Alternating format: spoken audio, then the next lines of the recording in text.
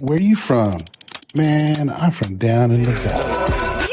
I got people trying to wish and pray that I'ma fall about it, all about it till we spoke in person. Don't wanna talk about it now, huh? Oh, you sound tough, Tony with them, don't get wound up. How you wound up? Another number in the round up. Put the town up, built the sling up. You mean like San Antonio? Nah, man, farther. Got the east side flow. I'm a giant in the space like FIFA. All the kids Bees up, player. Every time when they see my show, thinking that it happened overnight. Marco, what's the word, bird? Hey, how we doing? Good. Well, we got Tony already jumping on. Tony, you were supposed to wait, man. Hey, my bad. I thought I was going to be put like on hold somewhere. Nah, you're good. You're good. Maybe you can jump in and talk to us. Nice to meet you in person, virtually. Even It's a though I've pleasure, heard, guys. Thanks for having me on. yeah, You look man. pretty Well, comfortable out there, Tony. It's a beautiful day to be in the backyard. I don't know where the reports of all these rain came from, but it hasn't happened today. So we're going to hang out outdoors. Awesome. I like it. Awesome. I like it. Well, before we talk to you real quick, we're just going to announce a couple different things that we got going on. So we're dropping a lot of stories on the website. So if you guys are checking out the website, we've had some really good traction in the last 4 days since we became more active. We dropped a couple stories, and then tomorrow we have two stories drop in. One, we're going to talk about men's or women's basketball. So we got Lane Lord in there, Tony. I know that's someone you follow pretty closely, and then we got men's basketball, where there's only two returning players. One of them is Luis Ramirez from Los Fresnos, who actually we may be getting on in July, which will be pretty cool. And the other one is Always Right. With a great name like that, we definitely got a story going on with him, and he made the decision to come back. So we're going to drop a story there. We also got a football commit that just committed today or yesterday. I think it was today. Wait, today's Sunday. Hold up, it was yesterday.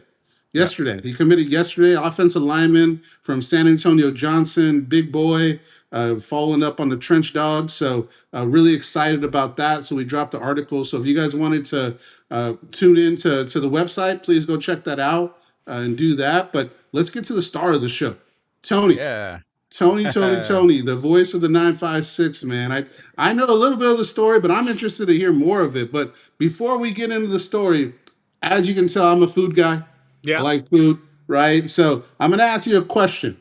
Okay. And don't look at Marco, because Marco's not going to be the one. This is all you, man.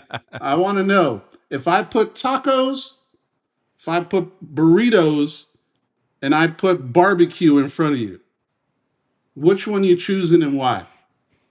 Ooh, of all three, I got to go with the barbecue, man. It's because you can never go wrong with barbecue. Sometimes you might get a bad taco. Burritos, I'm not into the burrito thing, but the barbecue all day long and twice on Tuesday.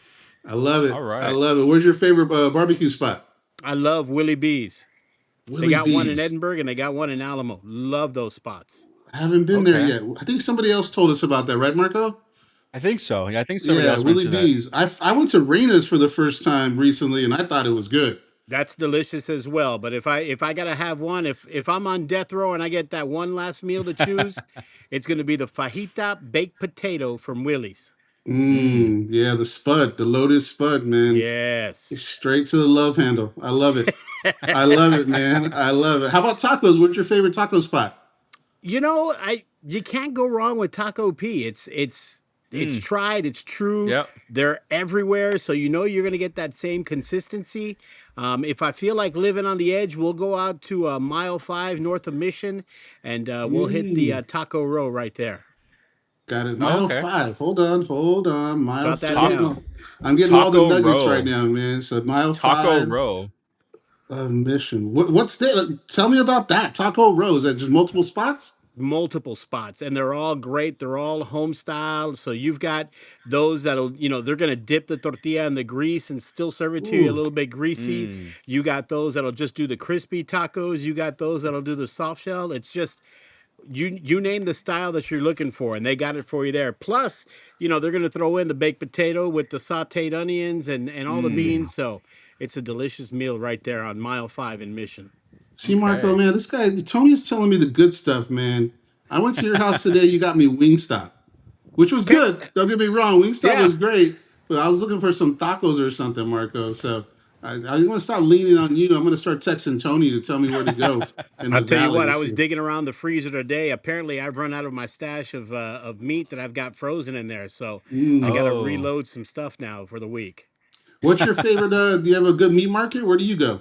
Yeah, tried and true HEB, brother.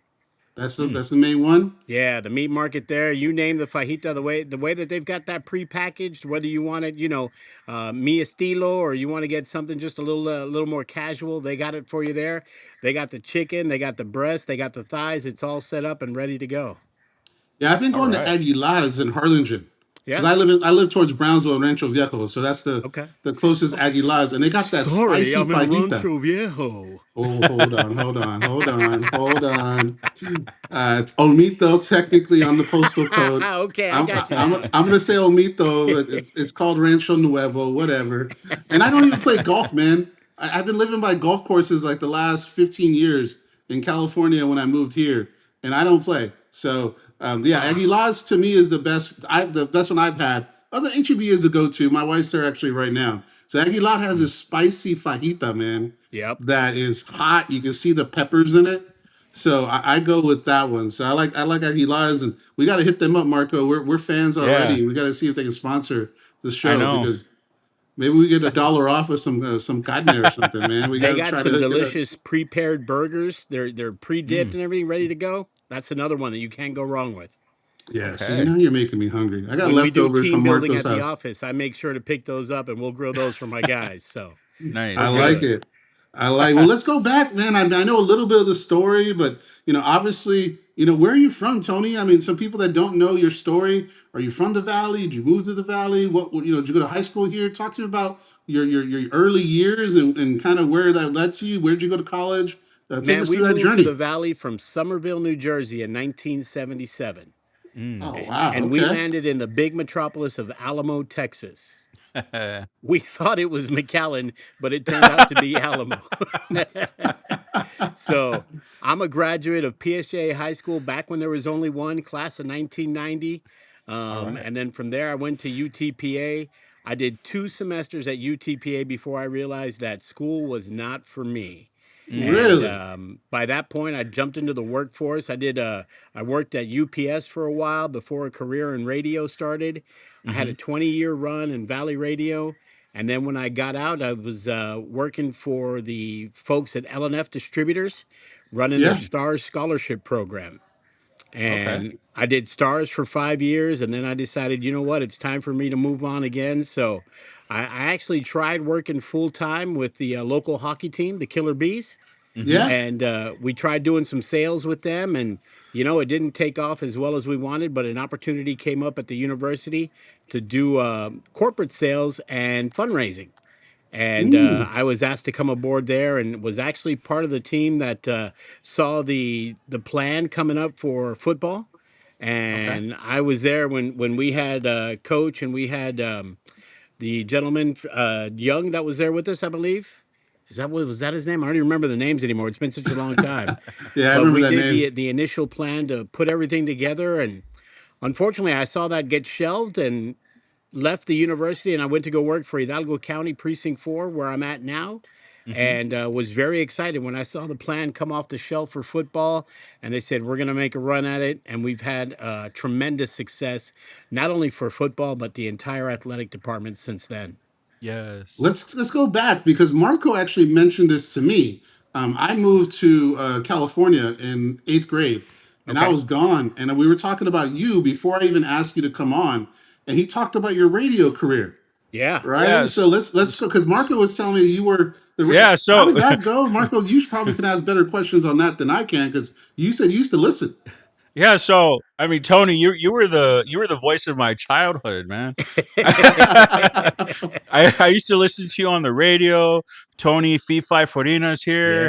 Yeah. That was the childhood that I grew up on, and I mean, it's really cool Ada, to have you on to get to talk to you.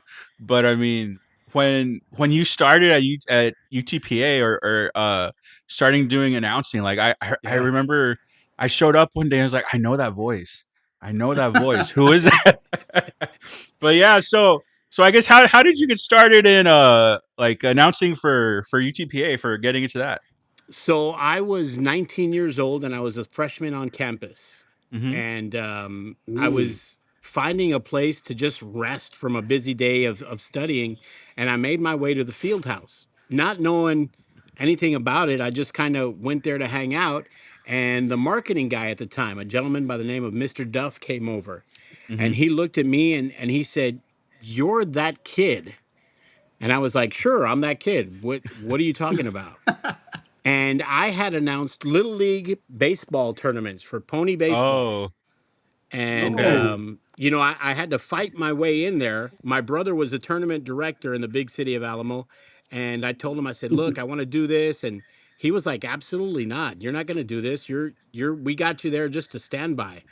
And I kept bugging him and telling him, "Give me a shot, give me a chance, let me do this." And he said, "Look, we already got an announcer and we're set with this guy." And I was like, "You can't tell me that he's better than I am." Yeah. And my brother said, "Well, Nice. I've never heard you before." And I said, "Well, that's the reason why you got to give me a shot." Mm. And he said, "All right, you know what? In between games, because it was like 5 games back to back to back to back to back, he says, we'll let you announce the concession stand." So that's all Oh, I okay. need. That's my one shot. So I grabbed that mic. We sold a concession stand out in between those games. And it Yeah, Wow. was, nice. we got the coldest Cokes in Texas. We got the best hot dogs. They're calorie free during the tournament only. We're using special hot dogs. And the T-ball parents, they loved it. They jumped on it. So the second game, they were like, "Okay, go ahead and get in the box because you're going to take over for announcing." So I actually started announcing for a hot dog and a Coke a game. That was my Wow. my fee. And you That's loved it cool. probably, right? I loved it. I loved it. So when I got to the university and Mr. Duff was like, "You're that kid that had announced the games," I was like, "Yeah, I am." Mm. He said, "How would you like to announce our basketball games?" At 19 years old? At 19 years old. Wow. Wow. And I said, I don't know anything about basketball. I don't, you know. And he said, "Don't worry, we'll teach you." Okay, let's go. So I started announcing the men's games. There was a whopping 6 games a season back in the day. Wow. It wasn't, something that we were real good at. We were in the Sun Belt Conference, and they were getting ready Yep. to show us the door. So it was one of those things like, let's ride it out. And we did. And the next season, they brought me in and they said, "We'd like to have you do men's basketball and women's basketball." And I said, "Okay, let's do it." So I was up to 9 games a year. Mm. And then from then, it just kind of snowballed. And now, if there's a sport at UTRGV, there's a good chance that I'm announcing it. Yep. Yeah, I remember uh you were doing, I think, the first soccer game last season. I think you were there doing that. Yeah. And yeah, I remember those Sunbelt days. I've been going to UTRGV baseball games, I mean, since I was a little kid. I, Right. I went I went with my dad all the time. And I remember those Sunbelt days. It was a little tough. Yeah. So I remember a game where there was 8 people in the crowd. yep. Whoa. That Baseball? that was the baseball game. That there was Yep. 8 people in the crowd. Yeah, I was telling Roy, it hasn't always been like this. It hasn't No. always been like this. Yeah. When did it start? Like when did this? Because I mean, I just started being a fan, Tony, last year. Okay. Right. I'm not gonna lie. I was not a fan of UTRGV athletics before football seasons, but since then I'm all in. I try to go to everything. That's why I really wanted to get you on because I see you at all of them. When did the momentum for baseball start, in your opinion, and what makes you feel like it was a big impact to make it go where it is now? Because now we're known for baseball across the country.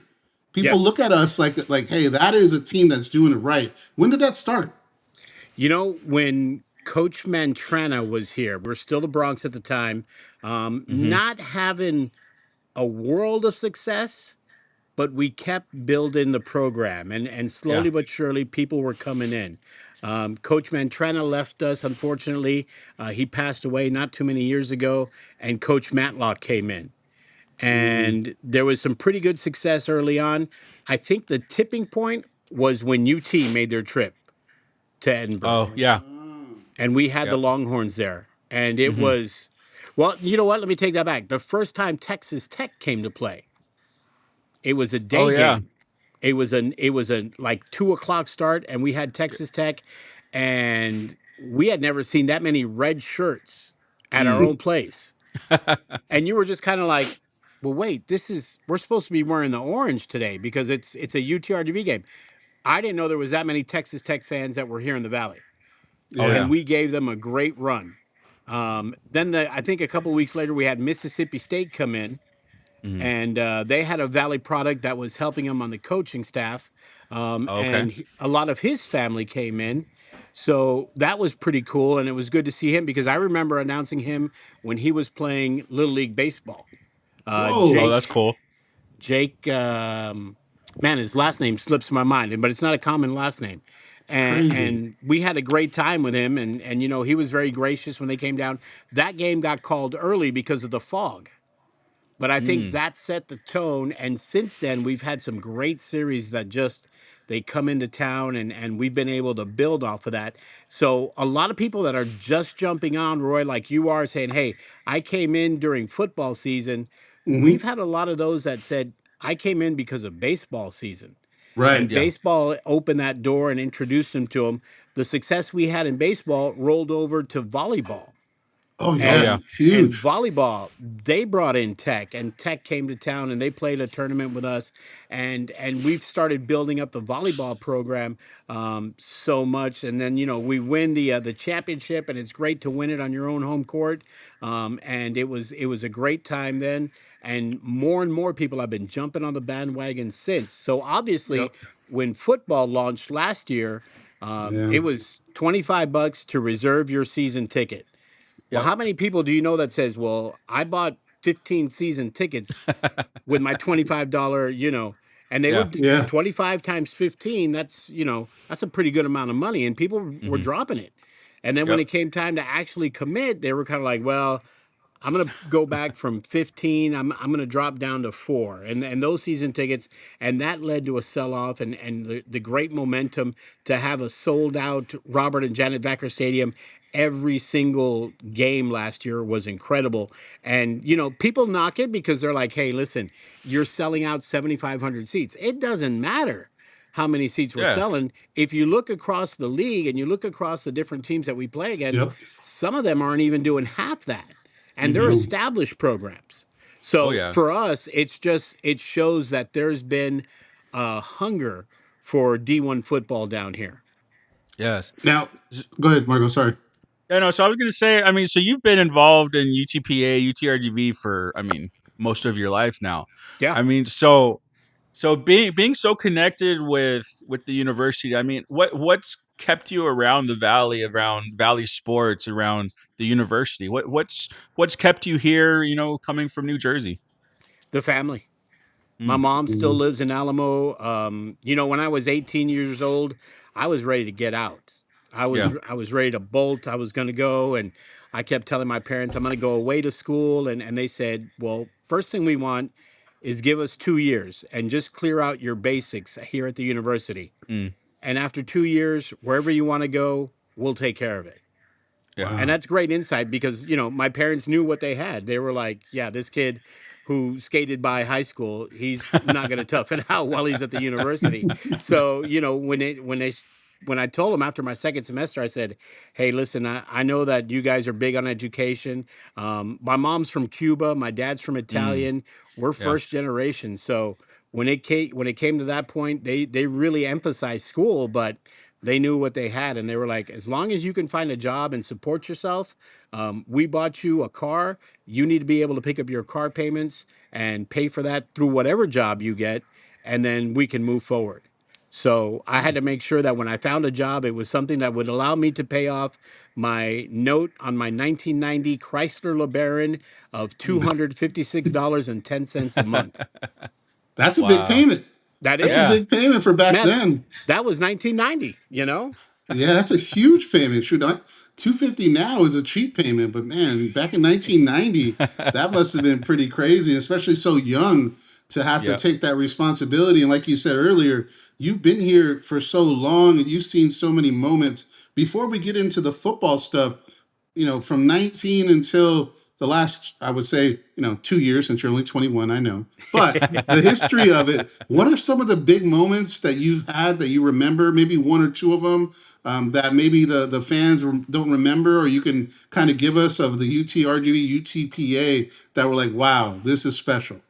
One that comes to mind immediately is UTPA, them playing ranked opponent Air Force at the UTPA Fieldhouse. And Mm. it was Coach Bob Hoffman and his team taking on Air Force. Air Force may have been coming in number 23 in the country. And it was a huge game for us. And we did everything we could to try to sell it out. That's before the rise of social media where you could share a link and get your tickets here. That was really a lot of guerrilla marketing that we were doing Mm-hmm. and getting the word out there. We had a pretty full field house. At halftime, I think the score was like 18-12. Whoa. Mm. For an NCAA Division I college basketball game, and you're trying to and Air Force came in and they were run and gun, man. These guys, Yeah. everything they did was press and run and gun, press and run and gun. So when we figured that out and Coach Hoffman found a way to stop them, they didn't know what to do. They were flabbergasted. We ended Wow. up winning that game against Air Force. Really? Yeah, we knocked them down a couple of pegs, and they weren't in the top 25 after that. Another game was Gonzaga coming to town. Gonzaga, another mid-level university, they were just starting to start their rise to fame, and we had them down to very late in the contest. We had to knock down a couple of free throws. Unfortunately, we couldn't ice them with that, and they ended up picking up the victory. But Mm. when Gonzaga came to town, that was another big game for us. On the pitch in soccer, we go back to Air Force. They've always had Yes. tremendous soccer teams. Yeah. And we had a men's game, and the coach was doing a great job, and we were up maybe 2-1, and it ended up being a 2-1 victory over Air Force. And those guys were complaining, we're never coming back to Edinburgh, we're never coming back to play you guys. They called us every name in the book, but at the end of the day, we picked up the W. So it was a Yeah. good thing. Yeah, I remember when I was living here in junior high, UTPA would get a lot of teams to come down here and play against these teams here, but you don't see that as much anymore. Why do you think that is? They're scared of us. Yeah, it's Yeah. just like They're, they're, it's no, they're, there's no win, we've right? It's we've like they're. made so much progress that people no longer want to come down to play us because Yeah. that could affect their ranking. It's Mm-hmm. going to help us out in our RPI, but it's going to affect them on their rankings if they come down and they lose to a mid-major UTRGV school. So that's Yeah. been the point of contention, shall we say, where people are really worried about jumping in to play us, and it's a good thing because it shows that we're making progress. It's a bad thing because now we've got to step up and be able to up our games a little bit more.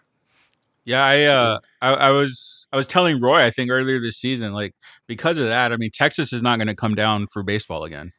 They're not gonna come down again. I wish they would, but like you're saying, I mean they can't lose to UTRGV in Edinburgh.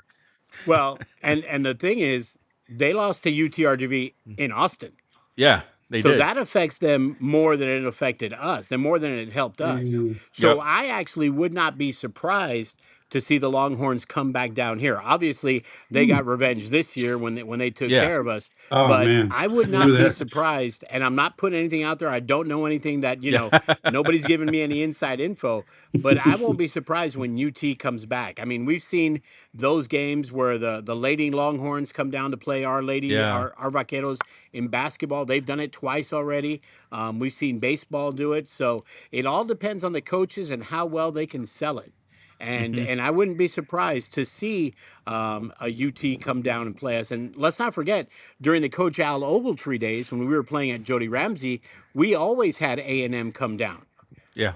And the best part Mm. when that was, they would bring their Batgirls with them. They would bring their Diamond Dolls.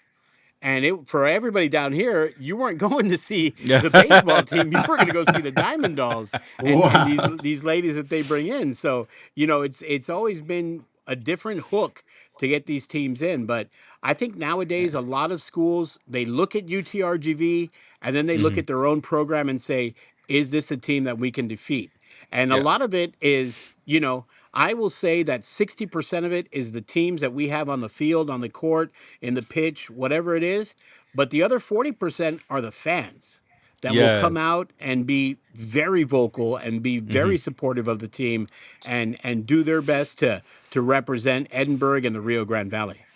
Yeah, so a couple different things. You just mentioned the crowds. I mean, obviously that's a huge advantage for us when teams come down. Yeah. And honestly, and hearing from opposing players, I mean, that's something that they look forward to when they come here. I mean, when you're not when you get maybe a few hundred people in your stadiums when you're away and you come and play in front of 4 or 5 thousand, I mean, that's got to be fun as an opposing athlete as well. But real quick, talking about, you mentioned Jody Ramsey Stadium. That was such a nice stadium. That was the first one I went to, and I kind of wish we still had that. It was such a great place. But so what about the Valley just makes it different? Like the athletes, the community, the fans. What about it is different from what you've seen in other fan bases? It's the support. It's the fans. You know, when we're playing regular English music, they get into it. Mm. But when you throw in the sabor, when you throw in a little Daddy Yankee, you throw in some Bad Bunny, you throw in el tiki taka tiki tak, people go crazy for it. And I Yeah. think this year our social media team did a great job highlighting the other football teams Yeah, that they Mm. came down, and every time that we played one of those songs, Yes, yes. they're they were dancing. dancing and they were having a good time. And Yeah, you know, I'm sure a lot of coaches were like, "Dude, you just made opposing team social media because you're dancing to their music." Which, at the Yeah. end of the day, I mean, if the teams are having a good time, that means that our fans are having a good time, and that's a good product to have. Yes. And so also something that Roy and I have noticed, I mean, when when we get players down here, a lot of the times they stick around. I yeah, mean, do you think it's that sense of family, that sense of community that lets us keep those players? I mean, to be honest, I was pretty surprised we kept Armani this past season. And fingers crossed, I mean, we still haven't heard anything, and no news is good news on that front. But I mean, what do you think about the university in the area is lets us keep those players? I mean, what doesn't? You let's start off with the food. I mean, that's how Yeah. we started the program. Let's start off with the food. A lot of these guys come from up north, and they've never had the authentic Mexican food that they're having down here. Hmm. And yeah, then you look. For me, it's an hour and 10 minutes to the east, but South Padre Island being right there. Yeah. A lot of these guys, they're not coming in from an area where they've got a beach that close by. yeah, So, that's a real seller as well. But obviously, at the end of the day, it's the family environment that you get at the school. yeah, I had the opportunity. I was having dinner with my wife the other night at Yard House and Mm. ran into Coach Lord, who had a recruit in town. He had his staff. He had their parents. They were here, and it was a great feeling to be able to chat. And I don't, as I told the girls that were there that night, I said, "You're not in uniform, so I have no idea who you are." Yeah. So they would call out their number, and I was like, "Okay, this is who you are." I don't know why I just flipped like that, but it was one of those things where I would tell them, "Okay, now I know who you are because I can see." Once you told me your number, I knew Mm. exactly who it was. yeah, But it was just one of those things, and it's not often that I run into him out there, but I've been known to, on the spot, "Hey, you know what, let's welcome this young lady, she's from here, and how would you introduce her?" "Oh, okay, let's go for it. She yeah, stands 6 foot 1 inch of forward out of Missouri, Charlotte O'Keefe, and you Yeah. build that up for the athletes and the parents, and they're just kind of like, "Wow, this guy's he's able to perform on command like that. And I kind of hope that they remember that, and they'll come Hmm. back and say, "Hey, this is a." Once we get them down here, I think a yeah. lot of them just see the community. They see the way we all get along together, and they figure this is a good spot for me to be. Hmm. Yeah, I speak to a lot of the recruits because I'm big on X, right? Okay. And X has all the recruiting updates, the Oh yeah. post, and I've been lucky enough to build a lot of relationships with coaches and players.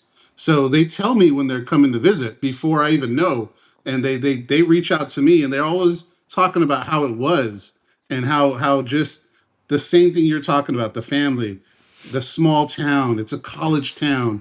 right? You can tell that the athletes are the main priority here, right? And that's a big deal to them. I can just imagine. I don't know if you remember that movie, The Program, from the '90s, Yeah. where the recruits coming into the stadium and they'll have you're on the mic, right? And there's like, now coming in from Refugio, Texas, or whatever. So I just got that picture in my head thinking about the recruiting trip. So I wanted to ask last year because we covered football and basketball very closely last year. I think Right. we probably covered basketball more than any other handle out there. And then this year we're going to do volleyball and soccer. But for Awesome. those two sports specifically, football and basketball, what is your biggest moment that you remember from those two sports last year?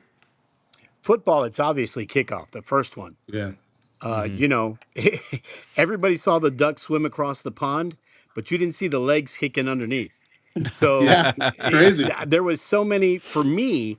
I had audio trouble because I was actually on the field, not in the booth, and I was doing a Oh, lot of on okay. the field stuff. And sometimes my mic would cut out. Sometimes my mic was, Yes. and it was a challenge for me to be able to bounce back and say, okay, you know what, just I lost it a couple of times, but it was like maintain professionalism, because I hold myself to a certain standard, and for me, if I'm not having fun, then how can the crowd have fun? Yep. So it was one of those situations for basketball. Just having the new coach and the players that we brought on, whether it be an always right Philippe Brankovic or Hmm. Corey Cotton, and the success and the excitement that they brought to the field house. It was something that I don't think we could match. And each time I always look for something different that I can use with each player. You know, so always right. Obviously, he spent a lot of time in Mexico, He did. and Yeah. he was announced out of Durango, Mexico. So Hmm. I would always emphasize for him to kind of do it very much in Spanish when I'd Hmm. introduce him. Numero uno, always right. Yes.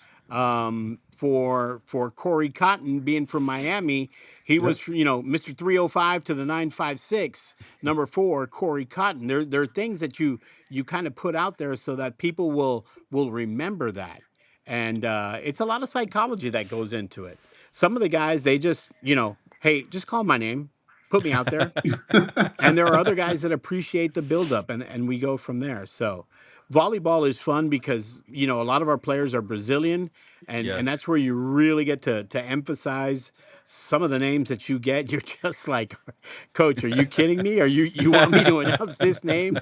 And then they tell you, well, you can always do this, and I never like to do that. There was a quote that Bob Shepard, who was the PA announcer for the New York Yankees, he Hmm. said, "I'm not reading names, I'm reading poetry."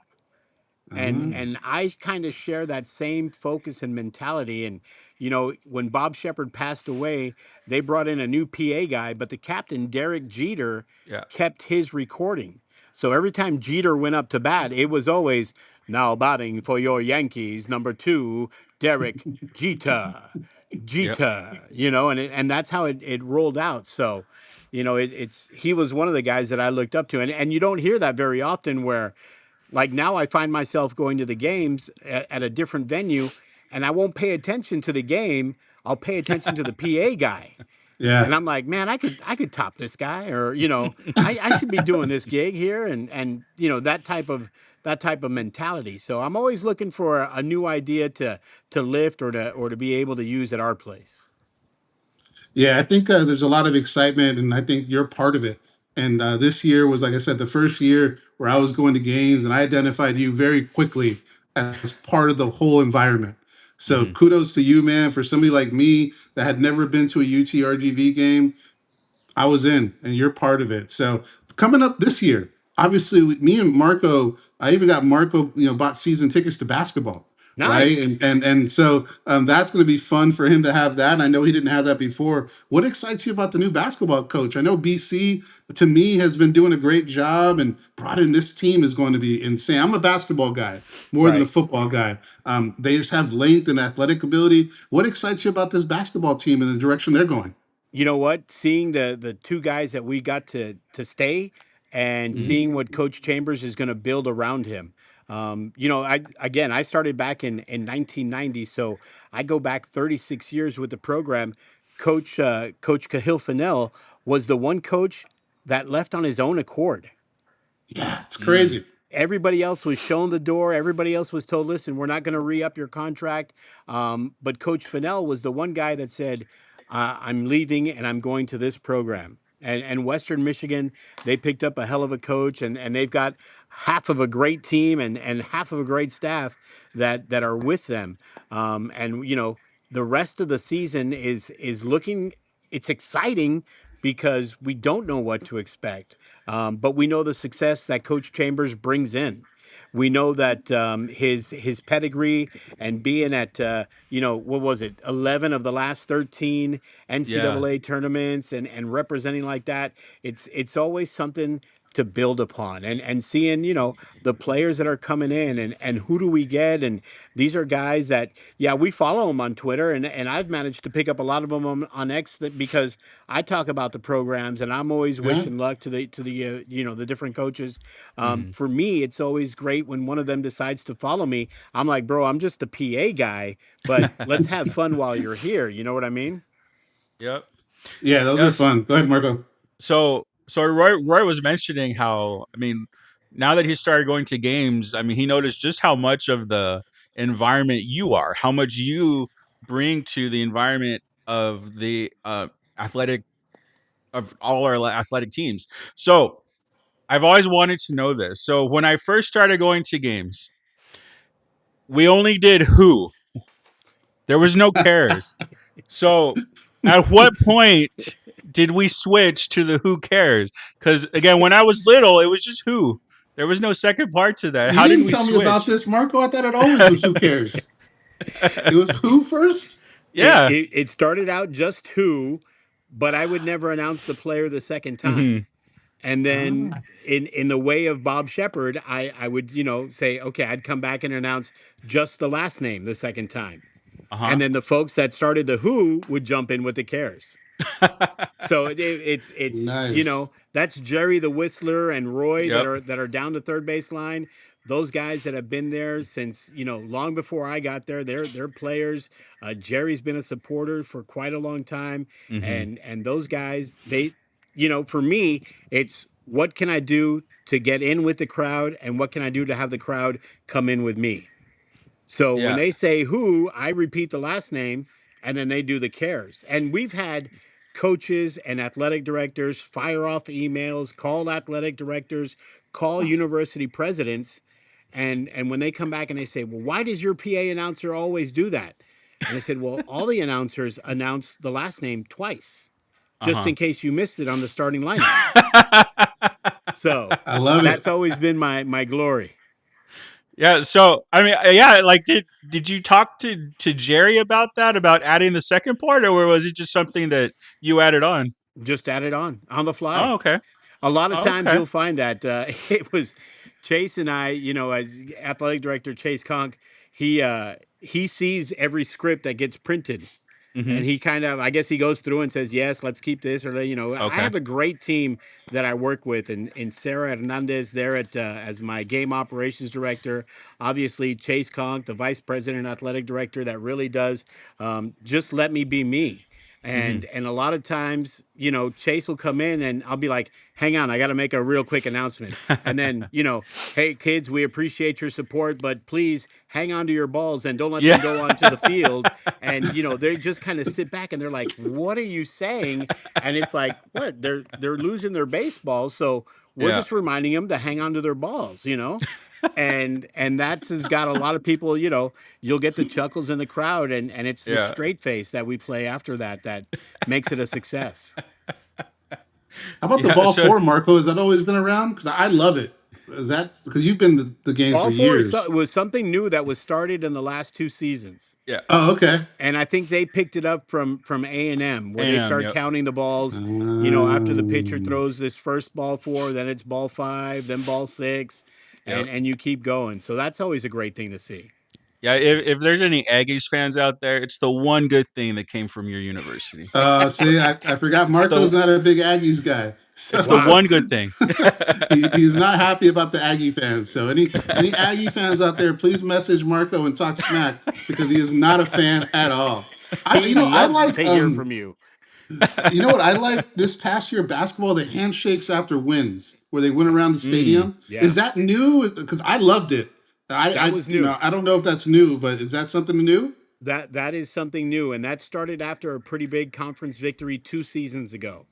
And Okay, the guys were just so hyped about it that, when folks were leaving, these guys took off and they started running laps around around the court, and it I stuck love around it. this year after every game. So that's a good thing. Yeah, down here, because my nieces play sports. My daughters aren't big sports people; they're just very studious, and I love that, right? But I have Yeah, a niece that plays a lot of sports, and it's part of what happens is they go and give high fives to the fans, yeah. right after the game. So when I saw the basketball team do that, it makes me want to stay to see if they win, just to be able to do that, because I have an hour drive to Olmito Rancho Viejo. Tony, come on, man. Come on, man. Technically, it's Rancho Nuevo, but I got it. So for you, Tony, I mean, I imagine you have like Marco said, you've been part of the environment, and I imagine you had opportunities to do different things. What do you want in the next 20 years from now, when you're retired and you're 41, not 21 like you are now? What do Right. you want to be remembered, and how do you want to be remembered? Because I think you're a big deal when it comes to the environment of UTRGV. How do you want to be remembered? Well, I don't plan on retiring. That's not something that I'm looking at. If the university decides that they're going to separate from me, that'll be up to them. But I still Wow. want to be out there as long as I can, as long as there's breath in my lungs. And I have such a great time doing those games. Hmm. I've done. I was thinking about it today. I've done Harlingen White Wing games. I've done Yep. Edinburgh Yeah. Roadrunner games. I've done Rio Grande Valley Vipers. I did a season of the Rio Grande Valley Silverados from the CBA. Hmm. I've done the Rio Grande Valley Dorados, the Magic football team, obviously Killer Bees. But what started it all for me was UT, whether it be Hmm. Pan Am, whether it be the Rio Grande Valley, whatever the next development is for our school. I started there, and for me, it's kind of like a very special place. There's a lot of things that I do that, planning vacations. It's like, Yeah. okay, wait, that's right around the season. Let me find out what games I need to, advise them of, and most of the time it works out great. This past September 11th was the first football game that I missed, Hmm. but I was invited to go see Notre Dame and A&M at Notre Oh, Dame. So Got to do it. I was yeah. like, I can't miss this opportunity, and I was still watching UTRGV while I was there, but I was enjoying the Fighting Irish game. Yeah. So to me, it was just something like, here's an experience, and the minute I came back, I was blowing up my game operations team, and they do this there. We need to look at that. They do this there, and we need to look at that, and you just share Nice. the ideas, and sometimes they stick, and other times it just doesn't work out. But you do what you can to make your program better. So, Yeah. You're a true pro, Tony. We can talk to you for hours, man. But we're going to start getting into the rapid fire, because then we'll go 2 hours long. And I want to watch the UFC tonight, man. We I got hear some you. good fights coming up, man. So we're going to get into the rapid fire. Favorite sport to announce? You got to pick one. Baseball. Mm. Baseball. Toughest name you ever had to say on the mic? Sadat Nejipoglu, Mm. That sounds UTPA like basketball. sounds like you practice. A couple of times. Favorite concession stand food? The hot dog. Come on now. I started working for hot dogs.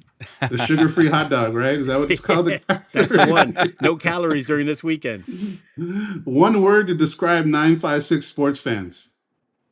Fabulous. Mm. Love it. Marco, you want to throw a couple in? Who's the one coach that you were always kind of wary might get tossed in a game? Hey, well, hold on. Oh. Matlock Toss was awesome this year, man. I didn't know that. Does he have to walk up the stairs to get to the dugout, or did he do that? Because he got tossed. I don't know what game it was. He got tossed early on in one of the games, and he Right. walked up the stairs where all the fans were. Yeah. And does he have to do that, or was that just staged? That was him being him. Oh, that's Normally they beautiful. exit down Shout out to the him. first base line into right field, but Oh, sometimes you need a big show, and you'll exit out through with the fans. yeah, I Yeah. think it was Northwestern or something like that. Sorry, Marco. I just thought about that. Who's back to Marco's question? Matlock is one that you often, you kind of hope he gets tossed. In the spirit of baseball, coaches getting tossed. That's the one that you look for. Okay. What should UTRGV fans be excited most about next year's athletic calendar? Every game. Yeah. You don't know what's going to happen. So you got to be excited. You got to be pumped for it. Sometimes my favorite NFL team is the Pittsburgh Steelers. And the one thing that I hate about the Steelers is that they will rise to the occasion and they'll beat a tremendous team that you think they have no chance against. And then they play the Cleveland Browns and they stink up the place. And you're like, guys, why are you playing to the level of your competition? So, you never know what you're going to get, but whether it be on the pitch with men's and women's soccer, whether it be on the football field, on the court with volleyball, basketball, you never know what's going to happen. And, I've yet to go to my first swim meet, but I would love that just to see. And, if they give me a chance to announce it, even better, Yeah, that Yeah, was fun. I went to one early this season, and we definitely could have used a PA announcer there. I There are could. so many different nuances that you get in swimming that Yeah. some people down here, they may not be aware. I'm familiar with it because my daughter swam in high school, so there Mm. was a lot of time that I spent with the officials, and I was like, okay, what happened here? Oh, well, they went off the plank early. Okay, got you. Well, what happened here? They didn't touch the wall. So a lot of times that we need somebody just to let us know what happened there. Well, Tony, I want to say thank you, man. I appreciate you doing this, and I think the fans appreciate it to hear the story behind the voice. And I'm sure I'll be able to meet you in person one day and share some more stories. But I wanted to say thank you for this. Appreciate it, and we'd love to have you back, maybe mid-season or something, to talk a little bit more sports and maybe just do not an introduction, just analysis of what's going on Oh, season to I date, think if we you're lost okay with Tony. it. Tell me when. Just give me a text, give me a call. You got my info, so we'll make it happen. Tony, appreciate you, man. Thank you, and enjoy UFC tonight. It's going to be a great experience with the backdrop and everything. So I'm Yep, excited about it. I'm getting a couple of showers out here. Fortunately, the grill's under the roof, so we'll be okay. All right, Tony. Have a good night, man. Have a good one. Appreciate it, guys. Thanks so much. All right, thank All right, you. Bye bye. Bye bye. all right. We could have gone 2 hours with Tony, man. Yeah, What happened to you? The cops come get you? I don't know. Was that me? That was you, man. Oh, okay. I That was thought. you. But that was fun. That was fun, man. It's a cool story. I didn't know about a lot of that stuff. I knew some of it, but listening to his knowledge of the school, alumni, that's just a special conversation that I'm definitely going to watch again, Yeah. soon. So cool. You want to go ahead and start the Jaeda interview? Yeah. So hold on. Let me. Yeah. I'll text you right now. I'll text you right now. Okay. We had to record Jada's interview, like you said, but we'll play that now. Welcome back to our DITV fam, and welcome to another Sunday Night Live here. So tonight, our guest joins us with the unique story of resilience and perseverance. After her collegiate volleyball career was impacted by injury, she found a new passion in sports broadcasting, and as we know, she hasn't looked back from that. Today, she's a familiar face on ESPN Plus broadcasts covering UTRGV athletics and the Southland Conference. And her hard work was recently recognized with an honorable mention All-American honors from the STAA Sportscasters Talent Agency. So again, please welcome Jaeda Rael Moreno to the show.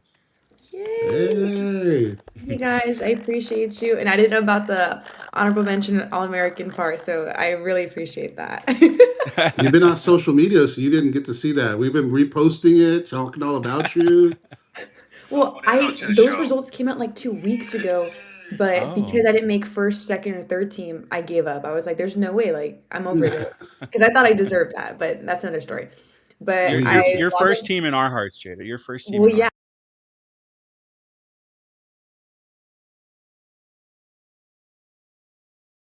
I wanted to be the winner because there was an actual winner for a competition. Oh, okay. But yeah, I fell a little bit short. And then one of my Southland Conference play-by-plays, he does Longhorn Network. He messaged me like at 11 o'clock at night, like maybe 2 days ago, the Mhm. screenshot of it, and he said, "Congrats."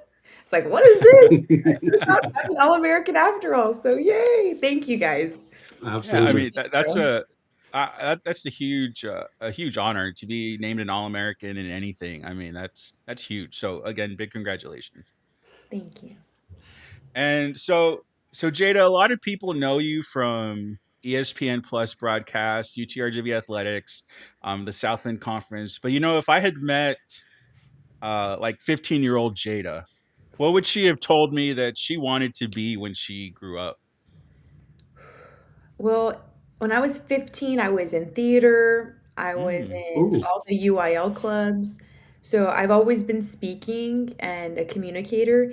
So Jada would probably tell you she just wanna talk for a living. Jada was a little bit slower when she was 15, to say the least. And I was also all about high school sports. So I was on my okay. volleyball team, I did all these clubs. So Jada was very different at the time.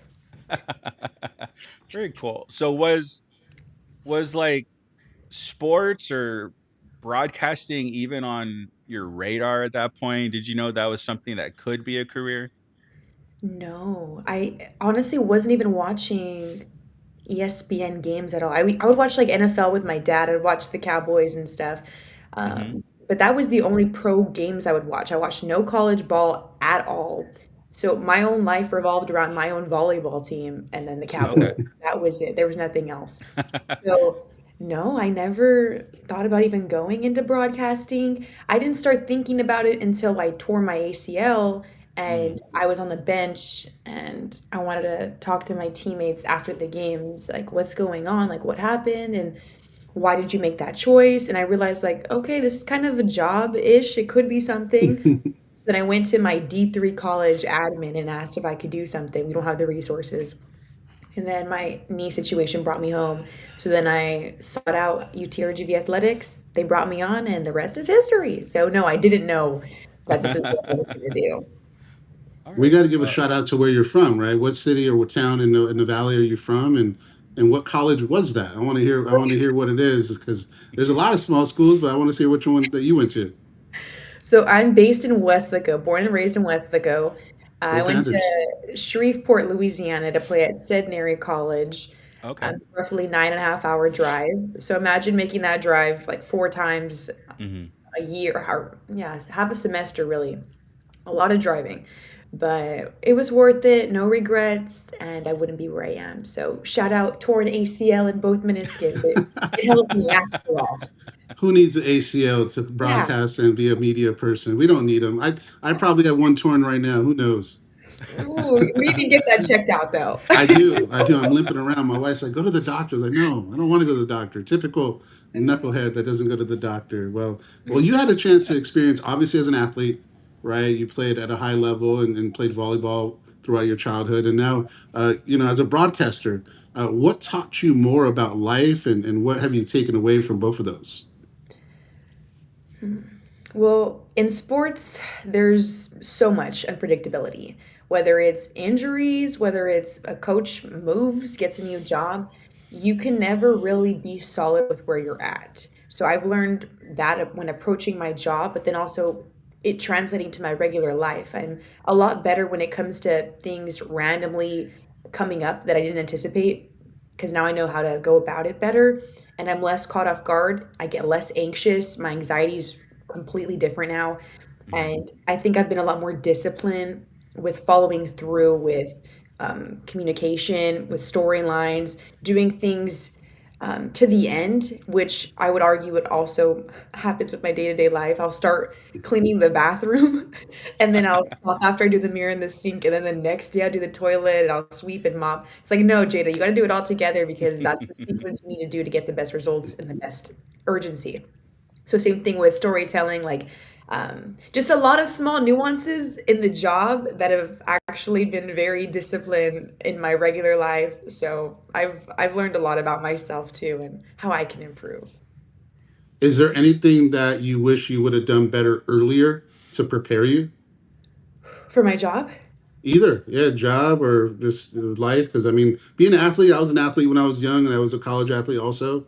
And I remember just going through it and thinking that this is going to be forever, but I didn't prepare like for the real world. So, is there anything you would have done differently as an athlete to prepare you for what you're doing now? Well, the thing is, to be 100% honest, I wasn't the best athlete. Like looking back on my mindset and the way I went about a lot of stuff, I don't think I was truly committed to the grind and every Mm. day working so hard because I want to be that MVP for my team. I want to help guide my team to a district title, to the state championship, do all this and that, and stay uh, just recovering, eating well, like all the good things that you need to do to be the best. I wasn't doing. And I think I was lying to myself saying, I'm doing that, but in reality, I wasn't. And then once I finally got picked up to go play college and I went to play college, I mean, it was a reality check knowing that my team, we weren't the best collectively. And I couldn't even do my own part either to be like the saving arm for the team. So once I tore my knee up and I was reflecting on everything, I thought to myself, damn, I wasn't the best athlete I could be. So that kind of was essential for me to take on this job because then I wouldn't be in this position. But if I were to have been way more serious about athletics and my own sport, I don't even think I would have gone into broadcast. You know what I mean? Like I Oh probably would man. have all 4 years of college volleyball versus just one. Mhm. So if I would have learned something way sooner, I don't think I still would have told myself that because I wouldn't be here, you know? Yeah, the path might have changed, right? So, Yeah. I thought I was going to go to the Olympics. So, but then when I got to college, I was like, this is the pinnacle. I have my own money, my own room, and I thought that was like the end of the world, and that's what messed me up. I didn't concentrate on sports as much as I should have. So, definitely relatable, and I got into business. That's how now I'm a business banker, and I'm a banker, right? And so, the lack of success on the field drew me to my career now. So very similar to that, and I don't think that's a bad story at all. So I think that's pretty cool. Yeah. Yeah. So, every successful career, I mean, there's always something where everything changes. I mean, you went from college volleyball um to sports broadcasting. I mean, was there a specific moment in that time at the beginning of your broadcasting journey where you thought that like I can do this professionally? Like, was it a specific game, a mentor, a specific broadcast that you did that made you realize like I'm good at this. This can be my career. Ooh, great question because there was one game, it was UTRGV versus I don't remember the opponent, I just remember the story. But I was so original Jaeda, first 2 months of sidelining Jaeda, Mhm. very to herself and nervous and a little bit anxious, but I had a one really great story and I was super passionate about it. And once I finished the story and I watched it back, I even had like B-roll to play during the broadcast and listening to my articulation of it. And I'd even like stuttered for a second and then I recovered and I kept going seamlessly. Mm. And then listening back, I was like, okay, I might have messed up a little bit, but the story is so good and I look so good and I sound so good that I thought to myself, like, it doesn't matter if you make a tiny little mistake, like, this is the best I've seen myself. Yeah. So it was that game, even though I do 3 reports a game, it was just that one report of the 3 that I was like, shoot, okay, I got the hang of it. Now I know what to do. So then my next game was UTRG versus Corpus, a super big rivalry, right? Yeah. Well, this whole time I'd been wearing blazers and slacks and little flats, and my hair was up in a ponytail. But I put my hair down, I put makeup on, I put a dress on. All 3 of my reports were super consistent and great, and Nice. UTRGV won that game, I think. All I could think about was how consistent I had been and how much that one passionate story made me reflect and think, "I need to do every story passionately, whether it's Mm. interesting to me or if it's number-wise, as long as I can be passionate about what I'm talking about, the viewers will listen to me and they can't refuse it. You know what I mean? So Yeah, yeah. it was that game. I was like, oh, and it was on Jacob Galindo. He used to be the GA for the men's basketball team, then ended up getting promoted to be the Dobo. And then now he's actually at Corpus, which is crazy. Wow. But he's an awesome guy. It was an awesome story. And that was when I really found the breakthrough. That's cool. That's That's interesting. Like I'm a teacher, so like there's been spots in my career where it's kind of the same thing. Like I understand how to deal with these children now. Like you have that one breakthrough, so I understand that. But that's really really cool. Yeah, it was a Roy, whole confidence shift. Like yeah. literally my wardrobe changed and I physically felt the confidence too. It was really great for my just my belief in myself too. Hmm. Yeah, you make it look obviously so easy, and I know it's not easy. I remember watching shows like this, like, oh, I can do that. And then when we did it, I was like, ooh, this is hard, right? Can you take us kind of behind the curtain for like a Saturday football game? What does your week of preparation look? Because I want to hear that because just talking to you, even off the camera, you prepare a lot, and I know there's a lot of grind to it. So for a Saturday game, if you can walk me through the progression of preparation that you do, so people can kind of see what that looks like and talk about what you enjoy about it. Well, typically, let's say I didn't have any games the week prior, because I'm stacked with games, right? Yeah. So in general, if I only had one game a week, I'm starting at least a week in advance on researching the opponent first. Because I already know the UTRGV team, whether or not I know specific stats or the players, I know the basis, I know the foundation. With the other team, it's a completely new roster, new coach, new people I've never covered before because I was covering someone else the week prior. So as long as I'm touching up a week first or a week ahead of what I should be looking for, I'll be fine. So that's my timeline. First of all, just 1 week in advance. But if it was a Saturday game, by that Sunday night, yeah, full Sunday night, I've already done all my research for my opponent. Wow. So then by Monday, I'm ready for football practice. And I go to football practice. I'm watching and I'm observing. I'm listening to the coaches. I'm taking notes down. I'm looking at body language of the players. It's not my business to know the play names or the calls or figure out who's going to be possibly on the injury list as early as it is in that Monday practice. Towards Thursdays, whenever it's like, okay, I need solid answers. Is this player good to go? Who's going to be the starter? Who's second string? Like figuring out actual roster spots is like later in the week. But Monday-ish, Tuesday, observation, talking to Coach Bush. By Wednesday latest, I do my player interviews. So after practice, I'm talking to the players I Ooh. want to hear, getting some insight on them. I talk to them for maybe like 5-10 minutes max. I have an audio file. There's no microphone. There's no camera. So it's just a one-on-one. And Mm. it's crazy because, I do a live report on somebody and they're showing on the broadcast and it's like, oh, how does she even know any of that? But I got all the information during practice that same week to talk about these few days later without a camera and a microphone to begin with. You know what I mean? Right. So Yeah. you half my job is off camera. And like 80% of it is research. Like Right. literally 80% is research, 20% is game day, and it's just delivery, consistency.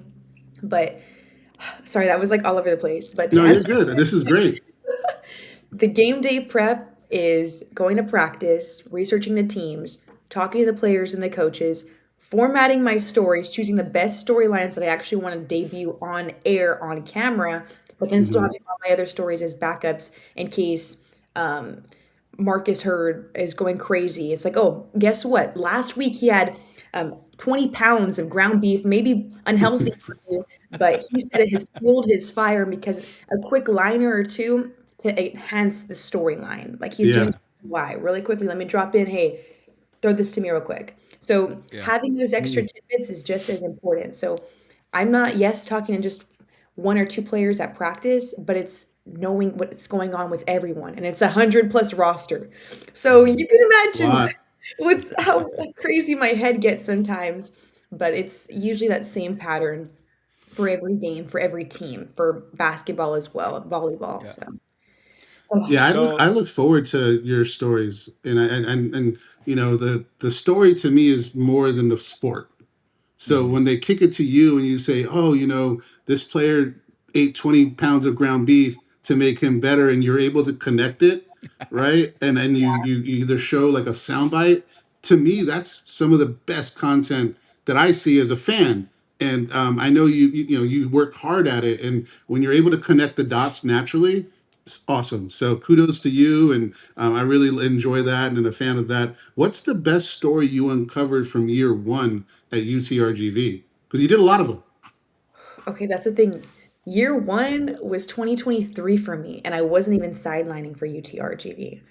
So Mm. technically, 2024, um, the best story I Or did. Oh, basketball or football season last year. That's probably the biggest one. Year one of football. I should have preferenced that. okay. Year one of football.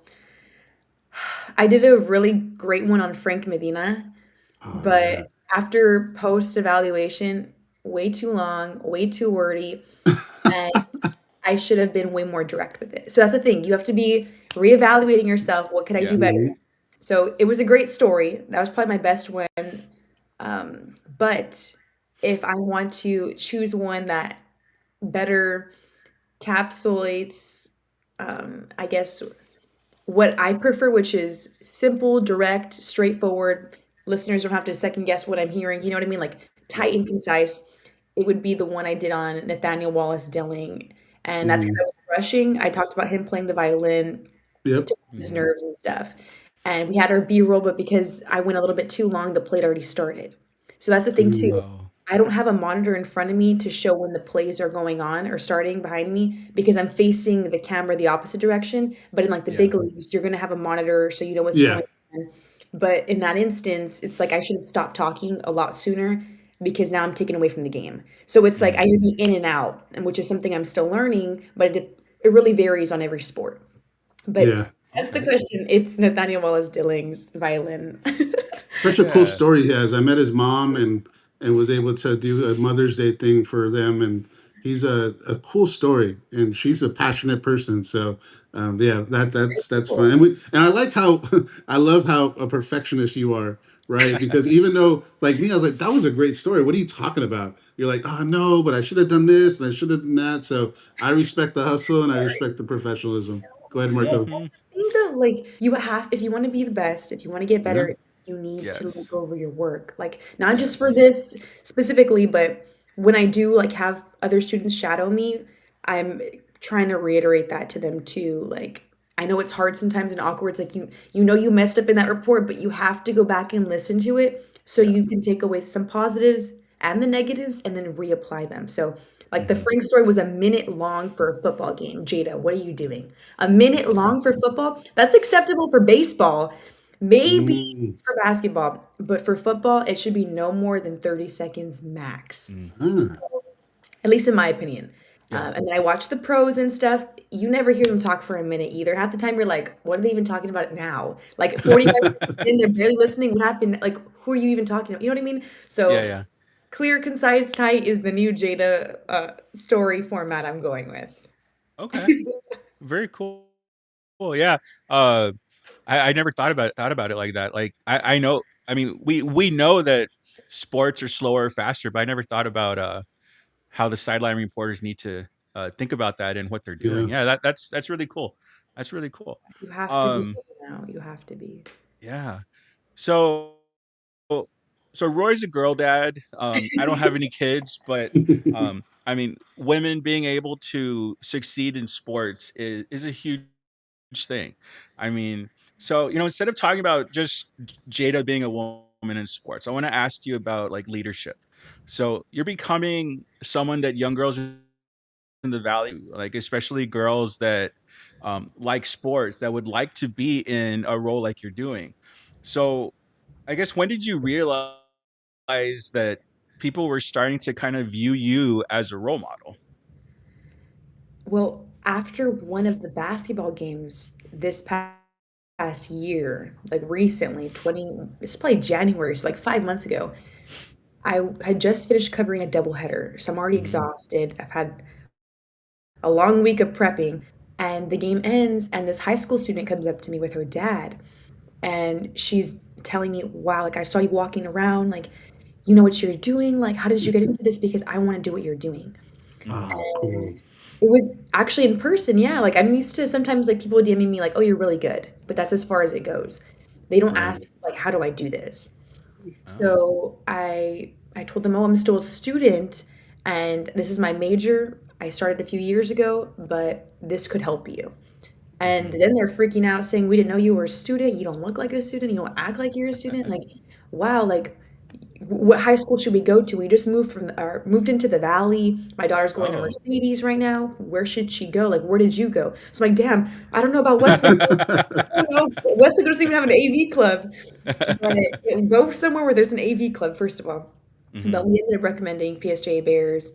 But point is, that was very I was caught off guard. Like I said, I had a long day already, and then it's a dad and a daughter, and then she wants to take a picture with me, and I realized, like, oh, I guess I am a little bit inspiring. Okay, thank you.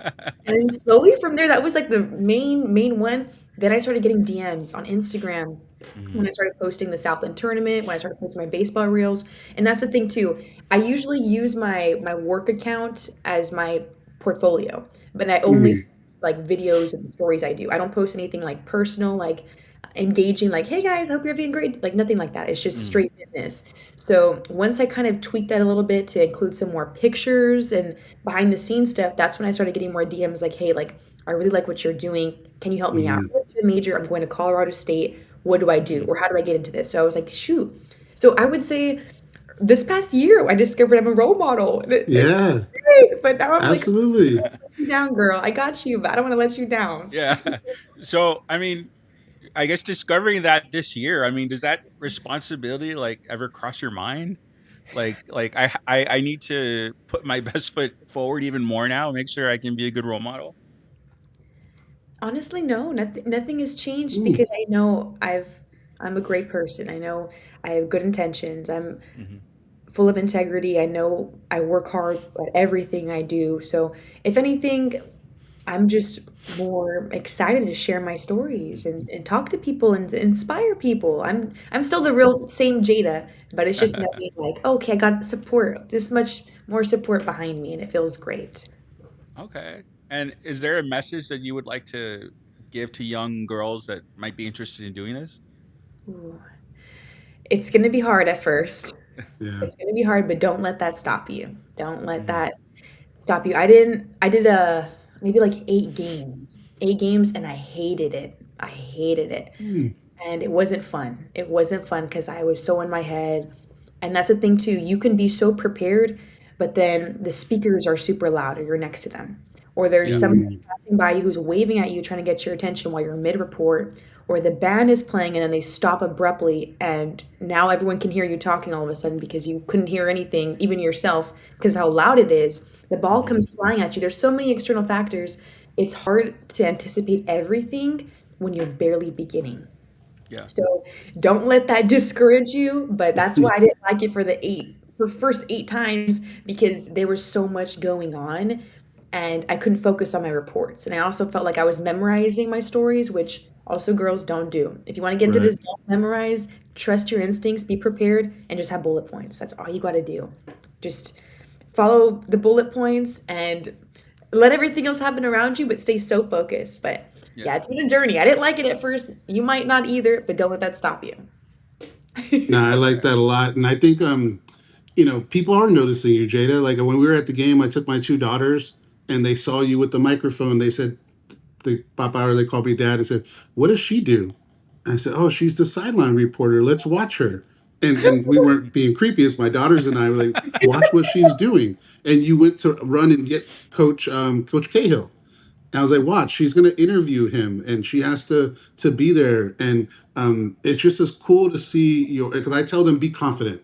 Like I wanted to build strong women, right? I was like, this world's not nice, right? And I told them, look at her confidence, right? She's walking with a purpose. She's out there doing something that a lot of people want to do when she's there. So kudos to you. I don't want to throw too much shine and make it weird, but I just think what you're doing is great. My biggest question, and I know we can't break any news, but what's in the plans for you? What do you expect, and what do you want to do in the future, and where do you see this going? Well, goal-wise, in 5 years at least, I'd want to be covering power conferences, whether it's working internally for a university there or working for the conference itself, but power-wise, still in college. Okay. In 10 years, I want to be covering professional, hopefully by then, maybe even sooner. But that's the timeline I have for myself. But in these next few years, I'm kind of just going to freelance. I'm going to see what I can get, put my name out there, but I don't think I can tie myself down right now to a full-time job, knowing that I'm trying to pursue this full-time. And it's just knowing the research itself and the commitment to going to the practices and figuring out these storylines and doing that itself. This is a full-time job, but we just don't get paid for it. Like, even in the real industry too, not just down here and everywhere you go. Like, talent, broadcast talent, it's niche. And very, very few schools will hire you to do that full time. And you have to have all these other jack of trades. And even though I do have a few myself, that still isn't per se enough to really ensure me a full-time gig with what I want. So freelancing is kind of the best route for me right now.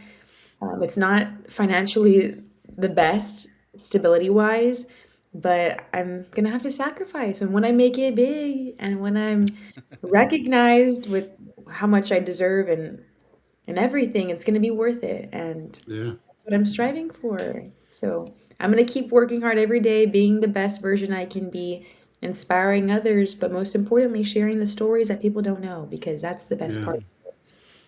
Yeah, I'm looking forward to seeing Jaeda, take the place of Holly Rowe, Lisa Salters, Aaron Andrews, all those guys. We're gonna see Jada on TV, and we're I'm gonna gonna work alongside them, and then I'll take their job once they retire. Once they retire, though, they're still amazing. I love them. But yeah, that I have a feeling. Yeah, we'll see. We'll see you there one day. We love your work, and I have no doubt that you're not gonna get there. Well, that's the thing. I get so many messages too. Like, people compliment my work. And I'm like, thank you. I worked like 10 hours on this one story, and you only saw it for 1 minute or less than a minute, and it looks like you have to try so hard to not look like you're trying so hard. Right. Like, it's hard to do. So you can imagine and how much practice it takes and stuff. But going kind of back to what you asked about, like, what I should tell young girls, it's like that too. Like, it's all about practice. You can't be great from the start. Just practice. Yep. Yeah, very, very, very cool. Like, I know, I hope that a lot of the dads that watch our show, share this stuff with their daughters. It's one reason why we wanted Pamela on last week, why we wanted you on, just to spread the awareness that women can also be in this field. Because I know growing up, there are girls that love sports. There are girls that love to do this, but thing that we really would like to portray. So we're glad that you have that that message, and that you're as successful as you are, so we can share that story. Yeah. Well, let's do some rapid fire to close it out. What do we think? Yeah, let's do some rapid fire. Yeah. So, favorite sport to cover? I can't answer that. What? Every sport, every time it's the season of the sport, that becomes my favorite sport. So I guess all of them I can't answer. Volleyball's coming up. We're looking forward to it. I would say the indoor sports, because there's AC. That'd be mine. There's the band and there's the echo from my job, to where it's like, I don't prefer that. See, Marco, you don't think about, he's a band guy too. So yeah, you make all that noise, band director. You're messing up Jada's reel here, man. Yeah, I was in that band that bothers you when I was in college. What's the loudest? I love the band though. What's the loudest crowd or game you've been to? Ooh, probably Kids Day. Basketball Kids Day. The entire gym is full of yelling kids. Headache. Fun. I know that. And the band's not even there. There's no room for the band. It's only kids, and they're louder than the band. Coffee or energy drink? Coffee. Oh, okay. Favorite sports movie? Blind Side. Oh, which one? We haven't gotten that one before. The Blind Side? Oh, love that movie. Yeah. I know. So good. And that girl is fierce. I love Bullock. Yeah. Is just, I love Yes, it. Sandra. She's a gangster in that movie. So I like her. Who's your favorite athlete growing up? Ooh.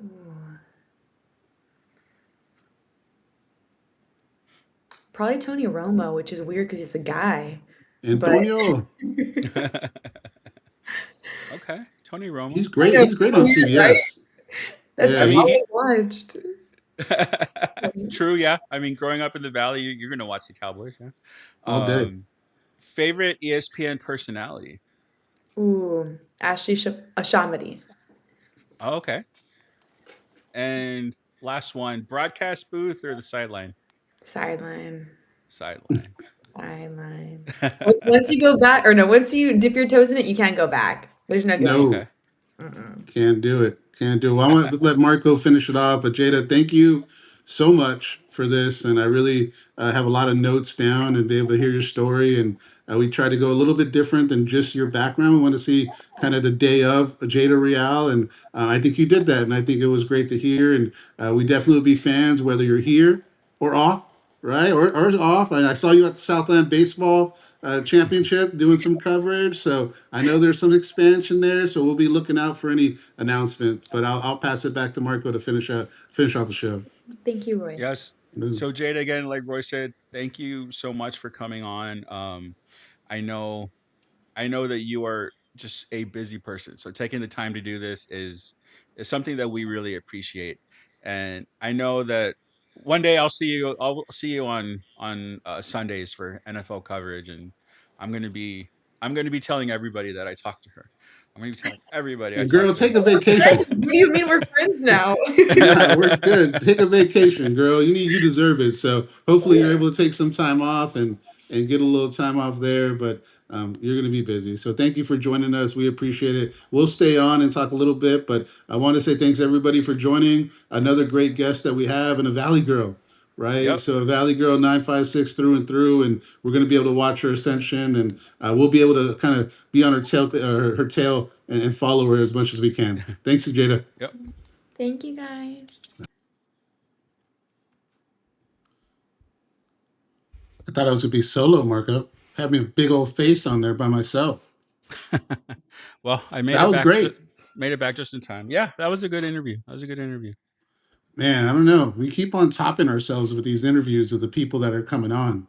So, um, but we have more, right? Yep. Wednesday, want to do a special announcement. We have Harrison Thayer, Pitcher of the Year in Marco's book, right? And Yep. Olivar's book. He did really great. And he's coming on. And then we have the interview with Malachi Lane, a running back transfer from LSU and a Smithson Valley high school graduate. So we were able to get him on an interview. So that's coming up on Wednesday. Another announcement I want to do, just because I want to get it out there. We got like 50 people watching total, which is cool. Anybody at UTRGV or anybody that knows people at UTRGV looking to get into sports journalism, we have an opportunity, right? We're talking always about giving back and allowing people from the Valley, from our home area, to get into and be a participant and learn and grow. We would like to have some interns to be able to come in and write some articles. Marco and I are going to be writing the articles for now, but I would love to have somebody that wants to be in sports journalism to come in and do some stories and be able to us to publish them on our website to get some experience and use for their resume, and build a Rolodex, or if that's what you call it, Rolodex, I don't even know, and build a body of work. What is that called if you're building Well, stories to be able to present within your resume? What is that? I mean, it's not a Rolodex, that's for sure. It's It sounded right in my head, man. a portfolio. See, there you go. See, once again, like I told you earlier, we always got to have a smart guy. Mm-hmm. So let me rephrase this.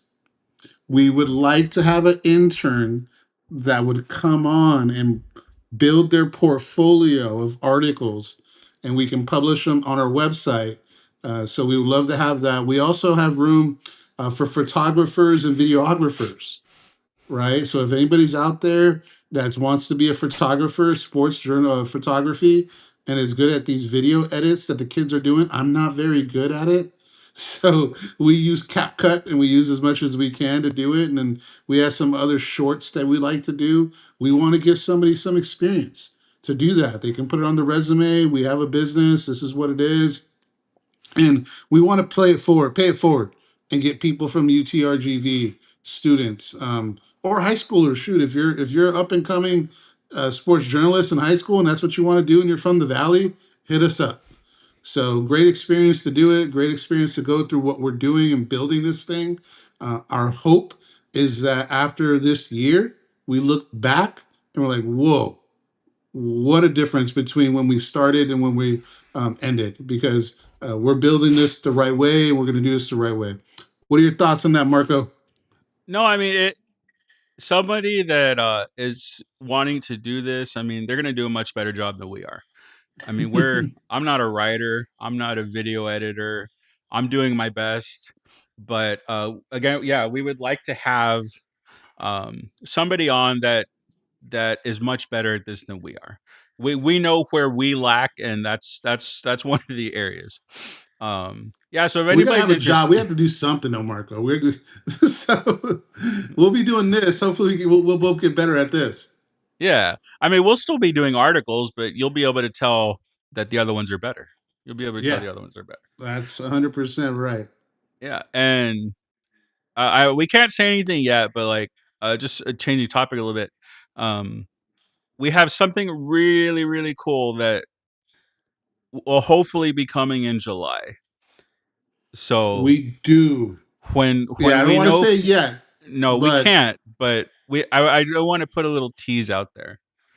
Yeah, we look at have us something trying. really, really, really, really cool that if everything works out, we'll be able to bring you a ton of content and like really cool content. I'm excited about it. Blessings to us, hopefully, if it goes through. But the cool part is even having the opportunity to put us in the room to have that opportunity is pretty dope. Yes, Especially only doing this for not what, even a year. December? I think December we started doing the shows, right? Like not less than 6 months, 6 months since we started doing this show wise, and the social media has been since August of last year, so not even a year. Mm-hmm. So if this turns out to be, if it doesn't, we're still going to do this. It's not that we're not going to do this, but the opportunity that comes up, we're definitely going to try to take advantage of it. And then once we get it confirmed, which I think we should have it either confirmed, whether we're happy or we're sad next week, Yeah, right? But you'll be able to tell Wednesday. We'll tell. We'll put something yeah, up. yeah, we're a I know little what off Wednesday. We didn't get it. I know what I'll do, Roy. I'm gonna hide something in the background if we get it. If we are going to do this, I will hide something in the background telling what it is. I like it. Just Yeah. don't jinx us, man. Well, if we don't get it, then I don't have to change anything. So It's true. It's true. But it's exciting, you guys, and it's only going to help the content. Like I think I announced it earlier, we have our first sponsor, and we'll be announcing that. And this is a great company that really just is bought into what we're doing, and had some kind words, and was able to say, hey, look, we like what you're doing supporting the Valley. We like the content. We like that you're doing it a different way. And our purpose is to give back. Our purpose is to not do this for money. It's not a money grab for us. It's really a passion for me and Marco, and we love doing it. And I talk to Marco all the time, and we're trying to build this and do this as much as we can and get the stories out to everyone. And if nobody's listening, we're listening. But we have 55 people listening, right? And that's a big deal to us, right? For a channel that just started and doesn't have the numbers in the background that a lot of channels do, we're doing an amazing thing. And I look at it every day. I look at the website. We just started publishing articles Wednesday, right? And we already have, I think, like 500 unique views in a couple days, on top of the 8,000 that we had when we started the website in December.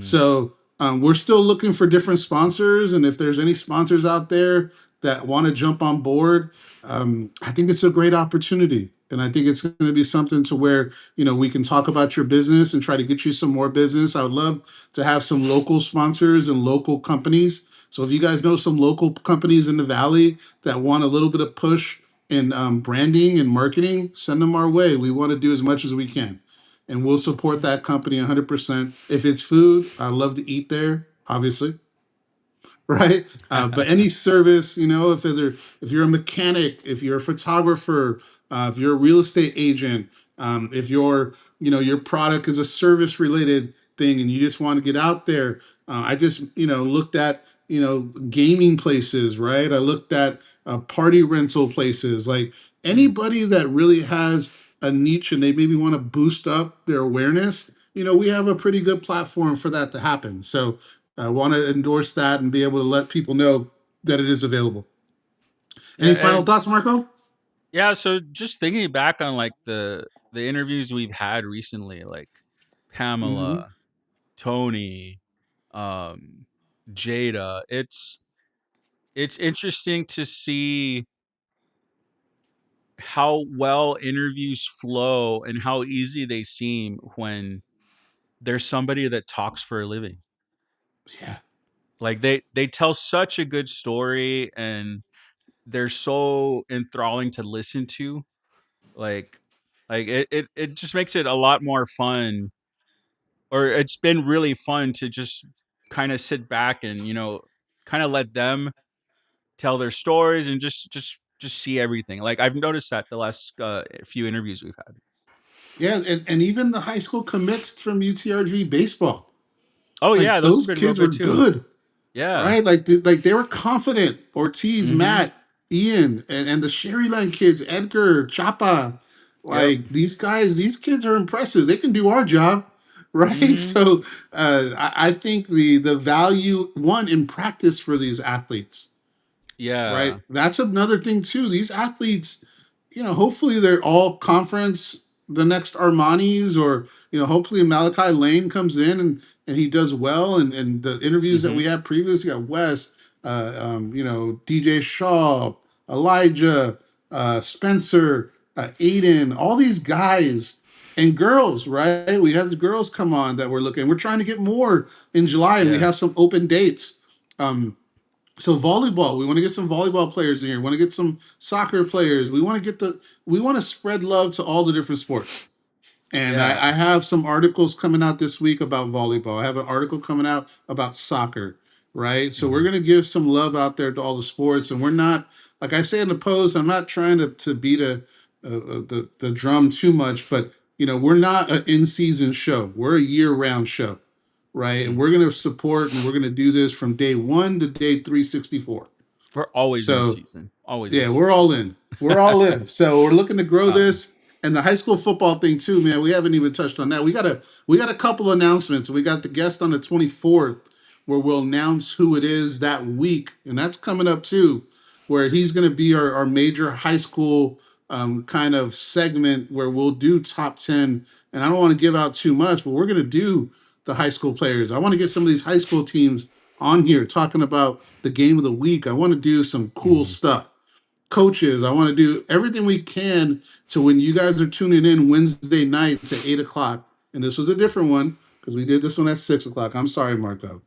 I know you didn't like it. You got mad at me today when I saw you. It's a one-off. This is what situation, right? We're gonna do it to where we'll give you guys what you need to know for the Friday high school games, and we'll preview the Saturday football game. And then on Sunday, we're going to revisit that and talk about it. So we have some segments that are going to be bangers.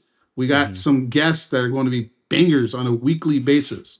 You're going to be able to see the flow every week of what to expect from us weekly. You're going to know Mhm. exactly what's going on Wednesdays and Sundays. So, Yeah. the Well, DITV, ESPN, I'm not trying to be ESPN, but when you turn on ESPN, you know what to look for. We want to do something like that. and then just one last shout out before we head off. So this today, I guess, or this weekend, they had the THS BCA All-Star Games for high school baseball up in Oh yeah, Round how'd Rock. that go? I'm not sure how the games went, Ortiz. but Matt Ortiz from La Jolla was there, and Nick Valdez from Sharyland was also in that game. So shout out to them for amazing season and just getting to be a part of that All-Star game which includes all of Texas. I mean, it is a big accomplishment. Shout out to the wife for making me a cup. Can't see it that well. There it is. Got the vaquero. We got Rally the Valley. Got the palm trees. So shout out to the wife for making the cut. So I think we're gonna sign off. I'm gonna watch these fights and start adulting, if you know what I mean.